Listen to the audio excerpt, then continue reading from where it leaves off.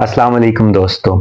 इस वक्त ईरान और अमेरिका के दरमियान जंग में तअत्तुल आ चुका है और इस 20 रोज़ा सीज़ फायर के दौरान पाकिस्तान में ईरान और अमेरिका के मंदोबीन के दरमियान मुज़ाकरात का आगाज़ हो चुका है। यहाँ एक अहम सवाल ये है कि ये आर्ज़ी जंग बंदी क्यों हुई। मैं आपके सामने 3 इम्कानात रखना चाहता हूँ। पहला इम्कान ये कि अमेरिका इन मुज़ाकरात में वाकई संजीदा है। दूसरा इम्कान ये है कि अमेरिका ने सिर्फ वक्त हासिल करने के लिए जंग को आर्जी तौर पर रोका है। और तीसरा इम्कान कि अमेरिका इस जंग में शिकस्त तस्लीम कर चुका है और ये वो पहला क्रैक है जो अमेरिकन इंपीरियलिज्म की इमारत में पैदा हुआ है और वक्त गुजरने के साथ ये इमारत कोलैप्स करती चली जाएगी। अब हम इन तीनों इम्कानात पे ज़रा सी तफसील में बात करते हैं कि आया ये 3 इम्कानात किस बुनियाद पर मैंने आपके सामने रखे हैं। दोस्तों, अमेरिका ने इस जंग से अपने मकासद हासिल कर लिए हैं और अब वो इन मुज़ाकरात में संजीदा है। अमेरिका का बुनियादी मकसद खित्ते में अदम इस्तेकाम पैदा करके नई उभरने वाली ताकत चीन की गर्दन पर पांव रखना था। अब इन मुज़ाकरात के जरिए अमेरिका ईरान के साथ एक ऐसी डील पर पहुंचना चाहता है कि जहां वो ईरान के साथ मिलकर आबनाए हर्मज का कंट्रोल हासिल कर ले और मुस्तकबिल में इससे गुजरने वाले तेल पर मुसलसल नजर रख सके। आबनाए हर्मज पर अमेरिकी कंट्रोल का मतलब चीन की माशी शारक पर पांव रखने के मुतरादिफ है।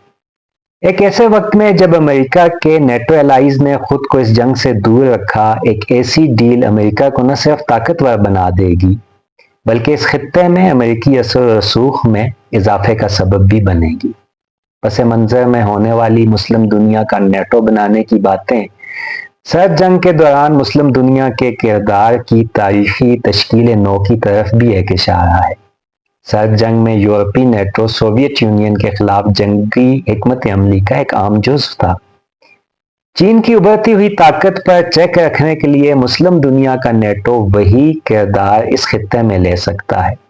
अगर अमेरिका इसमें कामयाब हो जाता है तो चीन के सीपेक जैसे प्रोजेक्ट्स और इसके मशरक़ वस्ता और अफ्रीका में फैलाव का अमल रुक जाएगा और चीन की अरबों डॉलर की इन्वेस्टमेंट डूब जाएगी। अब आते हैं दूसरे इम्कान पे। अमेरिका ने सिर्फ वक्त हासिल करने के लिए आर्जी जंगबंदी की। अमेरिका का मकसद सिर्फ आबनाए हर्मज का कंट्रोल नहीं बल्कि ईरान पर अपनी मर्जी की हुकूमत का क़याम भी है, जहां बैठकर वो न सिर्फ चीन बल्कि कैस्पियन सी के जरिए होने वाली तिजारत और सेंट्रल एशिया और रूस के गिर्द भी अपना गहरा तंग कर सके।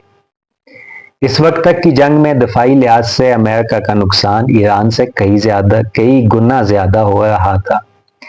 जब 20 से 30 हजार डॉलर में बनने वाले एक ईरानी ड्रोन को गिराने के लिए 3 से 6 मिलियन डॉलर के इंटरसेप्टर का इस्तेमाल होता था। दूसरी तरफ अमेरिका इन इंटरसेप्टर्स की शदीद किल्लत का भी शिकार होता चला जा रहा था। इस आर्जी तअत्तुल से अमेरिका 3 तरह के फ़ायद हासिल करना चाहता है। अव्वल, इस अरसे में इतनी तादाद में इंटरसेप्टर्स बनाना जो जंग शुरू होने के बाद इस्तेमाल किए जा सके, क्योंकि अमेरिका इन इंटरसेप्टर्स की कमी और इनकी किल्लत की वजह से इस वक्त जंग में मुश्किलात का शिकार था। अब ये वक्फा अमेरिका में इंटरसेप्टर्स बनाने वाली सनत को सांस लेने का एक मौका फराहम करेगा। दोयम, ईरान में फौज उतारने के लिए नेटो के ममालिक और खित्ते में मौजूद मुस्लिम ममालिक की हमायत हासिल करने के लिए भी ये वक्फा बहुत ज़रूरी था। और तीसरे नंबर पे आबनाए हर्बज में तेल की बंदिश की वजह से दुनिया की मईशत को जो धचका लगा है, इससे संभलने का मौका भी इस अरसे के दौरान अमेरिका को मुयस्सर आ जाएगा। इस दौरान कुछ दिन के लिए आबनाए हर्मज से तेल की रवानी के नतीजे में दोबारा जंग शुरू होने के बाद आलमी मईशत में इस जंग के असरात सहने की सकत पैदा हो जाएगी। अब आते हैं तीसरे इम्कान पे। इस जंग में अब तक होने वाले अमेरिकन नुकसान की वजह से अमेरिका अंदरूनी और बैरूनी तौर पर शदीद दबाव का शिकार है। ट्रंप एडमिनिस्ट्रेशन ने इसके लिए एक ही वक्त में कई मार्ग खोल दिए हैं। اگر ہسٹوریکل پیٹرن پہ اعتماد کیا جائے تو تاریخ ہمیں یہی بتاتی ہے کہ جب امپائر زوال کا شکار ہونے لگتی ہیں تو وہ اپنی طاقت کو بچانے کے لیے ایسے ہی خود کو کئی مازوں پر الجھا دیتی ہیں۔ طاقت کا نشہ اکثر امپائر سے ان کی گفتگو کی صلاحیت، ان سے ان کا حکمرانی کا اخلاقی جواز چھین لیتے ہیں۔ صرف دفاعی طاقت اور فوجی برتری سے ایک امپائر کو قائم رکھنے کی کوئی مثال تاریخ میں نہیں ملتی۔ یہ جنگ امریکی سامراجیت کو ملنے والا پہلا دھچکا ثابت ہو سکتا ہے، اور وقت گزرنے کے ساتھ امریکی اثر و رسوخ میں کمی ہوتی چلی جائے گی۔ نئی طاقت کے مراکز ابھر کر سامنے آئیں گے اور ان مراکز کے گرد طاقت کا ایک نیا کھیل شروع ہوگا۔ اب یہ 3 امکانات میں نے آپ کے سامنے رکھے۔ ان 3 امکانات میں سے آپ کو کیا لگتا ہے کون سا ایک امکان مستقبل میں دنیا کے نئے طاقت کے نقشے کی تشکیل کرے گا؟ کامنٹ سیکشن میں ضرور بتائیے گا۔